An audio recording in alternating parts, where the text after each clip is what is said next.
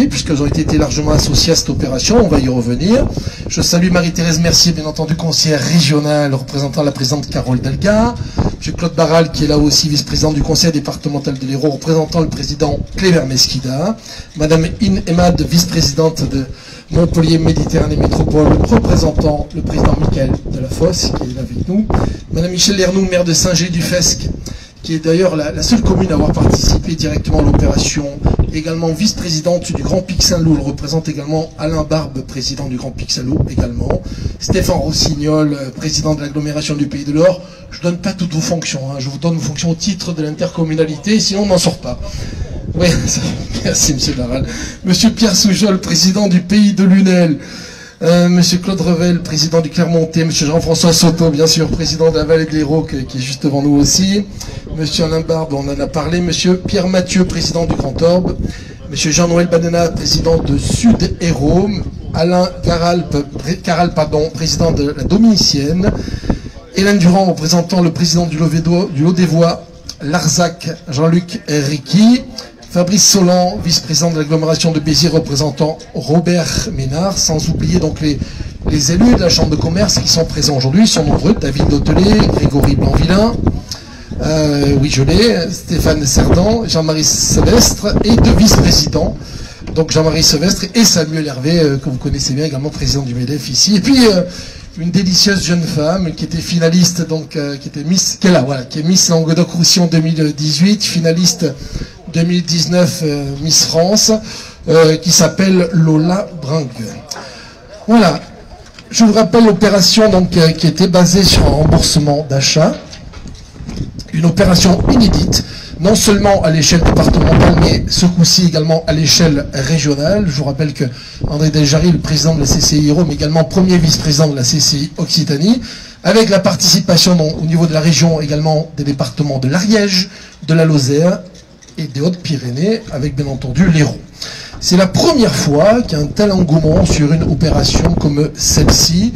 De nombreux gagnants qui ont gagné. Alors il y a dans chacune des intercommunalités une trottinette électrique qui a été gagnée. Et puis tout à l'heure, on va connaître, c'est un peu le teasing de la soirée, celle ou celui qui va remporter et la voiture électrique ou bien même le vélo électrique. Nous saurons qui c'est tout à l'heure. Mais je vais commencer tout de suite, et vous avez vu, j'ai pris un peu la place du président pour saluer les personnalités, mais on a voulu une manifestation, il a souhaité une manifestation conviviale avec André Deljari. Donc, moi j'ai envie de vous dire, président Deljari, aujourd'hui, avant même de parler de l'opération, c'est le 19 mai, c'est un jour particulier, c'est un jour particulièrement heureux, parce que c'est aujourd'hui, et depuis ce matin, la date de réouverture des commerces et des terrasses. Dans quel état d'esprit êtes-vous? J'imagine que vous êtes un homme heureux. Alors heureux, parce que certains, depuis 1 mois et demi au niveau des commerces, depuis 8 mois au niveau des restaurants, au niveau des cafés, donc ce matin on est allé avec le directeur général boire vite le petit café sur des places qui font bien dans Montpellier, parce qu'il faut les soutenir, il faut y aller les soutenir partout, à Lunel, à la Grande Motte, partout, il faut soutenir partout, à Gignac bien sûr, j'ai commencé, il ne faut pas que je commence parce que c'est l'erreur, mais à Béziers aussi, bien sûr, à Béziers, 7, n'en parlons pas, voilà, donc il faut que toutes les villes, les 342 communes de l'Hérault soient mises à l'honneur avec toutes leurs intercommunalités. Bien sûr, saluer aussi les élus CCI, le président du MEDEF, les vice-présidents qui sont ici, tous les présidents d'Interco qui sont avec nous, et mesdames et messieurs, les journalistes aussi, venus nombreux, tous les journalistes. Merci de faire le relais de cette belle et grande opération qu'on a voulu ici sur le département de l'Hérault. Voilà, alors, il y avait eu l'époque des Gilets jaunes, il y avait eu toutes les manifestations, et ensuite, on a dit il faut que l'on réponde un petit peu, économiquement, à un besoin de réanimer un petit peu les centres-villes. C'est dans toutes les têtes des maires, soit de Michael Delafosse, de dire comment on fait, soit Pierre Soujon, tout le monde, on est là, comment on fait pour réanimer nos centres-villes, comment on fait pour continuer à avoir et ce parcours marchand dans un circuit marchand pour qu'il soit le plus efficace et le plus efficient possible. C'est ça dont il est question, et quand on parle du petit commerce, il faut le réanimer. c'est pas des commerces en agglomération qui, eux, ont les moyens financiers de s'auto-gérer, de faire des communications à outrance pour dire voilà comment on peut faire et comment on peut faire venir le client. Les petits commerces, madame, messieurs les maires, messieurs les présidents, ils ont besoin de nous. Quand j'ai vu Carole Delga à l'époque, elle me dit, mais André, prépare une opération et derrière, je viens en soutien.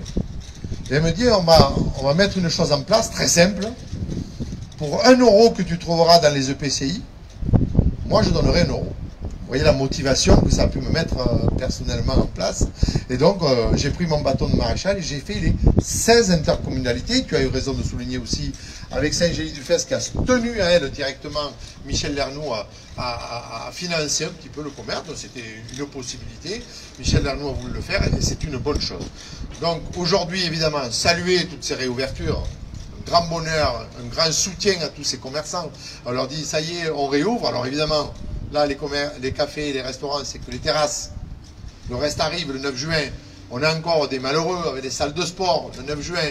On a encore des malheureux, et Stéphane Rossignol est avec moi aussi, pour les boîtes de nuit.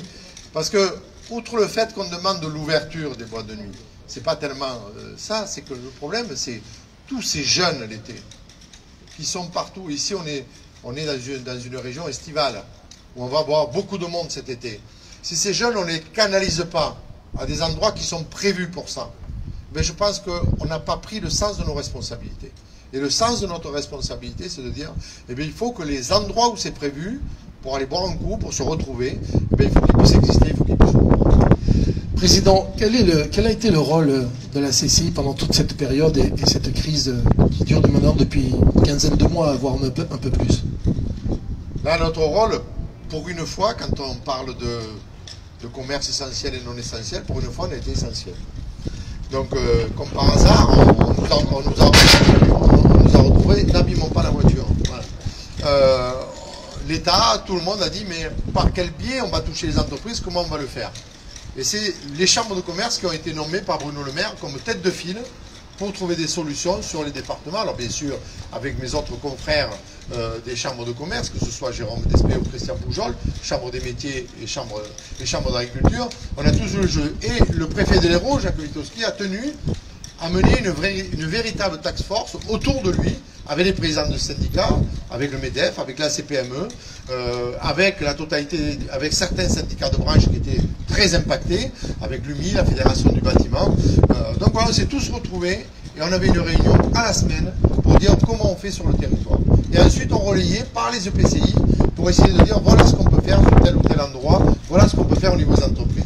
Le département de l'Hérault a accompagné 38 000 dossiers pour la région, montage de dossiers, avec les communautés de communes et agglomérations et avec la métropole. On a monté 38 000 dossiers parce que certains dirigeants ne savaient pas remplir les cases, cocher certaines choses. Et il fallait impérativement qu'ils aient cet argent pour continuer à exister. Évidemment, l'État est venu en renfort avec les PGE, les prêts garantis par l'État, où le département de l'Hérault a eu beaucoup de PGE ici sur ce département. Donc ça, c'est une bonne chose. Et bien sûr, le soutien de l'État aussi avec le chômage partiel qui a permis aussi aux entreprises de pouvoir subsister. Alors après, on me pose beaucoup la question, mais vous avez vu, il y a moins de dépôts de bilan, ça va mieux. Attendez, restons prudents. Restons prudents.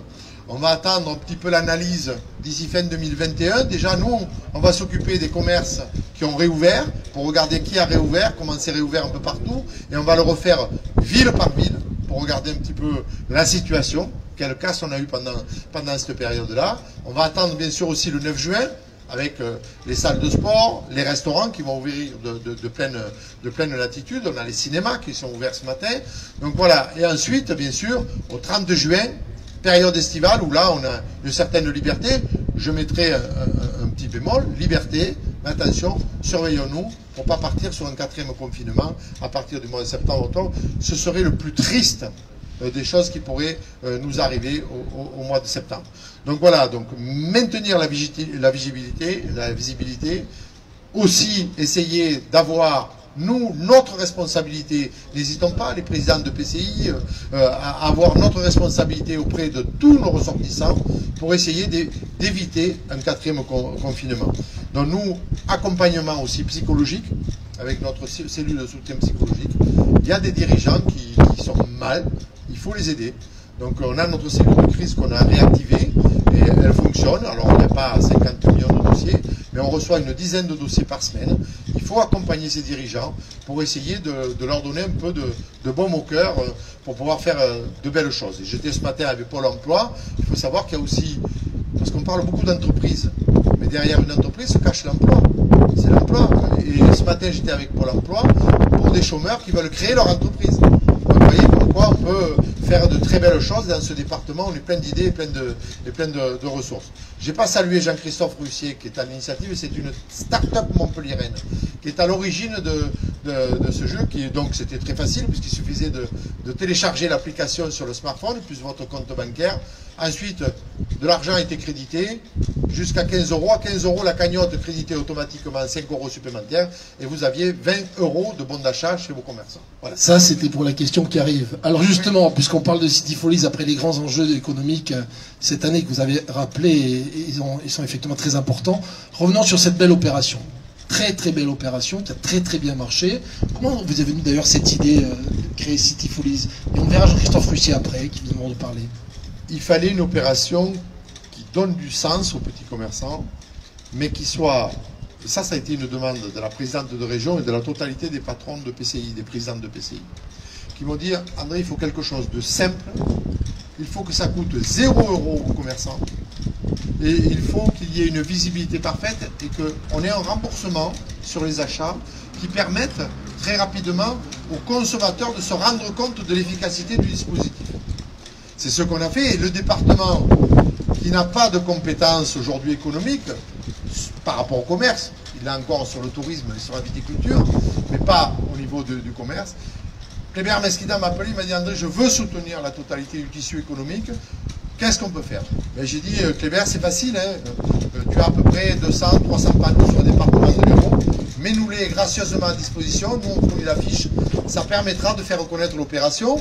Claude Barral, qui représente aujourd'hui le président Mesquida, ben, c'est ce qui a été fait. Donc quand on joue de façon collective sur un territoire, avec la région, avec le département, avec la métropole, avec les autres communautés de communes et agglomérations, quand on joue collectif avec les syndicats, avec la totalité des syndicats de branche aussi, et aussi avec l'État, ben on s'aperçoit que ça marche. On s'aperçoit qu'on est gagnant-gagnant, et on l'a vu puisque, je l'ai dit au départ, la présidente Carole Delga a dit 1 € et je vous redonne 1 €. Ben, pour vous dire, on est allé chercher 500 000 €, dont la présidente Carole Delga a remis 500 000 €. Donc vous voyez, quand on se donne les moyens, on peut aller très rapidement chercher pas mal d'argent sur les EPCI. Je les remercie encore d'être ici, d'être avec nous. On rappelle quand même que vous aviez déjà initié une première opération en 2019 pendant la crise des Gilets jaunes, qui avait été une première opération réussie et que vous l'avez élargie à la région Occitanie. Mais justement, si vous permettez, Président, puisque ça nous fait une transition, je vais appeler Marie-Thérèse Mercier qui va nous apporter également son témoignage sur justement la relation que vous avez eue, Marie-Thérèse Monté, merci beaucoup. Conseillère régionale, je vous le rappelle, André Deljari, donc, il y a quelques mois, tape à la porte de la présidente Carole Delga. Et quel accueil a-t-il eu et pourquoi avez-vous décidé d'avoir cette forte volonté de soutenir cette opération? Alors, André Deljari l'a dit, forte mobilisation de Carole Delga, la présidente de région, sur cette opération, parce qu'en fait, elle réunissait plusieurs choses.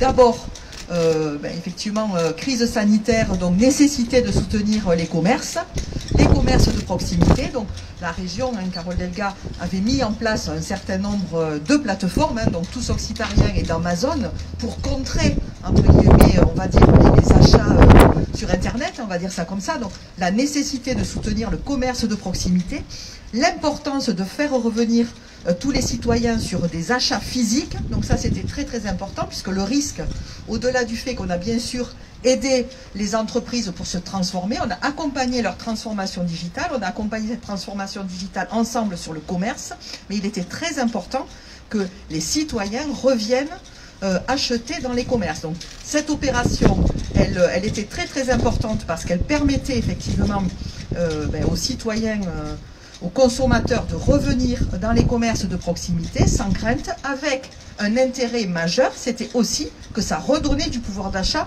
aux consommateurs. Donc cette opération, elle est double. À la fois, elle permet aux commerçants, au commerce de proximité, c'est juste un chiffre, hein, sur l'Hérault, c'est 4 millions de chiffre d'affaires supplémentaires pour les commerces de proximité sur cette opération, et c'est 5 millions pour la région, sur effectivement les 4 départements qui ont été cités. Donc c'est une opération très importante qui a redonné du chiffre d'affaires au commerce de proximité et qui a redonné aux citoyens du pouvoir d'achat. Donc cette opération, elle était très importante pour la présidente de région parce qu'elle permettait de combiner effectivement ces deux aspects.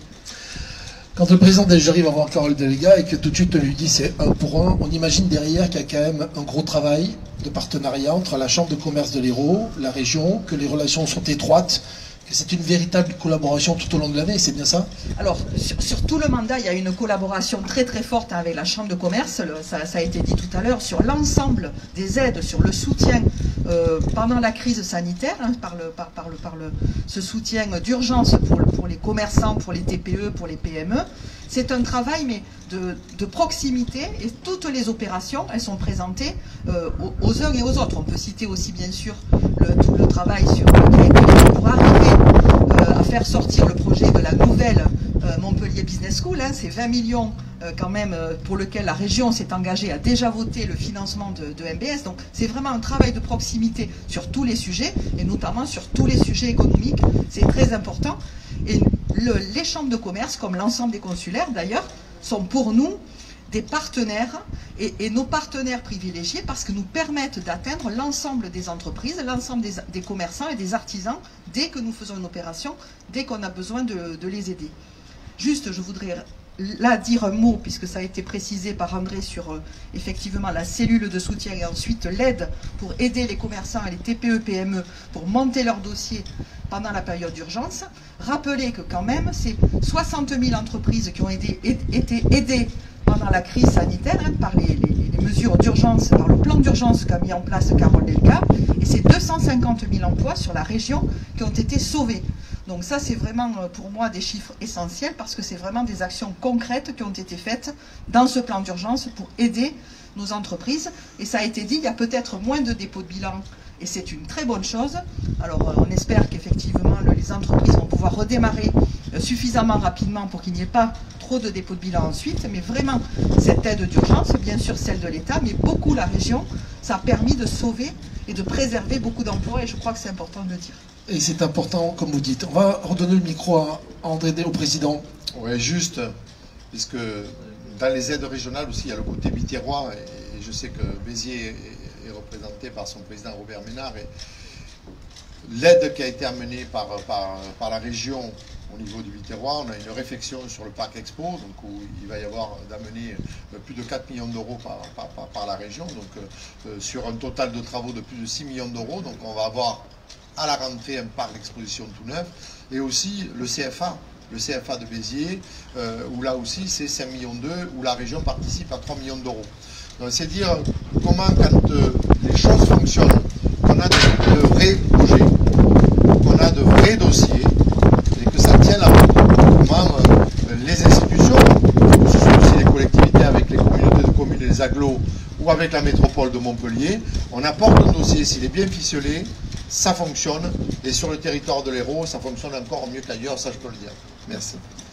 Merci Marie-Thérèse. Vous pouvez rester avec nous, on va accueillir notre élu, Claude Barral, qui est donc le représentant de Kléber-Mesquida aujourd'hui, conseiller départemental, hein, grand partenaire de l'opération, et vous n'avez pas la compétence économique, le département, cependant, vous avez souhaité être présent sur cette opération.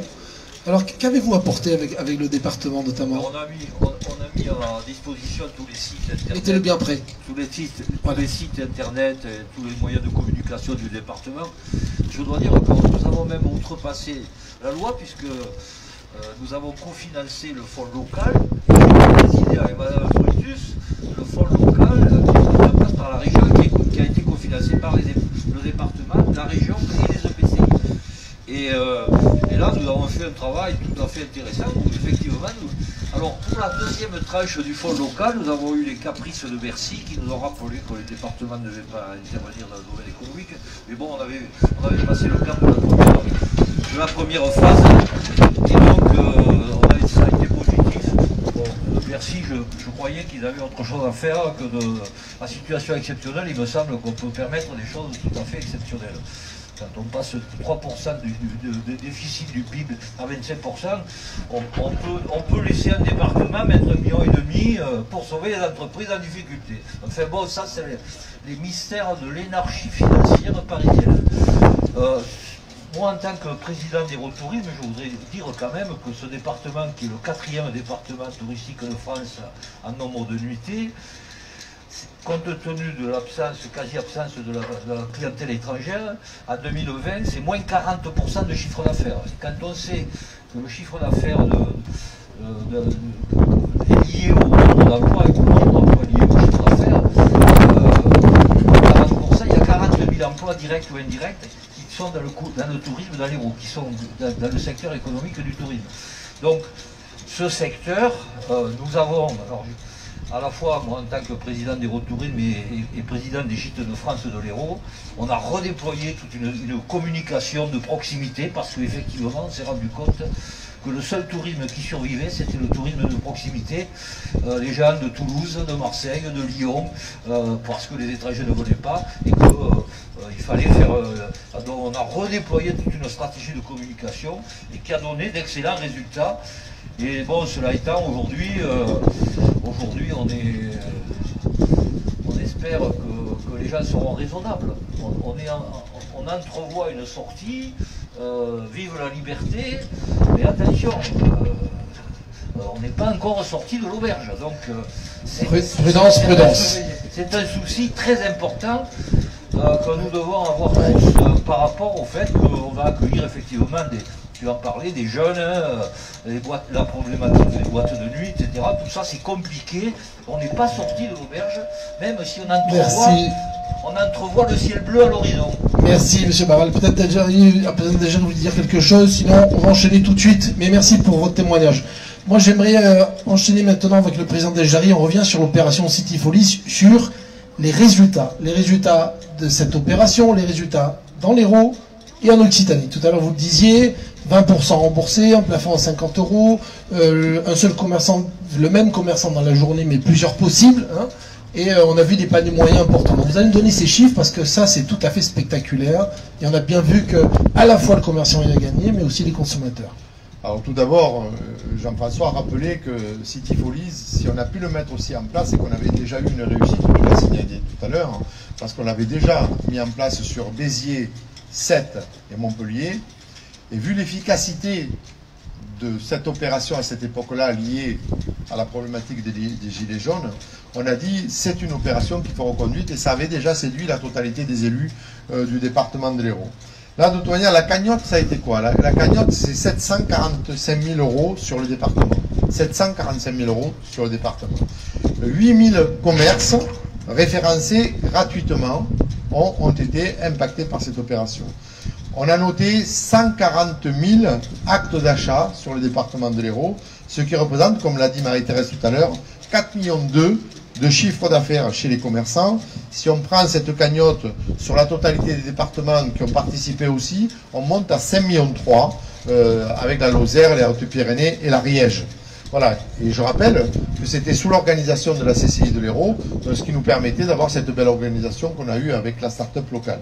Voilà, donc au total, sur la totalité de l'Occitanie, c'est plus de 180 000 actes d'achat sur la totalité de ces départements, et là avec une cagnotte totale sur l'Occitanie de plus d'1 million d'euros. Donc on peut dire que c'est un jeu gagnant-gagnant, les gens ont immédiatement reconsommé sur le territoire, et pour nous, c'est tombé quand même en pleine période des fêtes, c'était quelque chose qui était... où la totalité des commerçants ont été très sensibles de cette opération, et chaque fois que je croise un commerçant maintenant, Monsieur le Président, quand est-ce qu'on en refait une? Voilà. Alors j'ai repris date, alors on verra après, parce qu'il y a des élections, on peut pas parier sur les choses, et puis il faut surtout pas le faire.